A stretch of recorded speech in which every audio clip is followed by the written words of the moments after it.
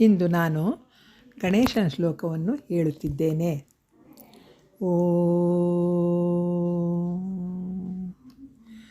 Omkara Ganapati ಮಂಗಳಕರ Ganapati Ekadanta Ganapati ಏರಂಬ Ganapati Omkara Ganapati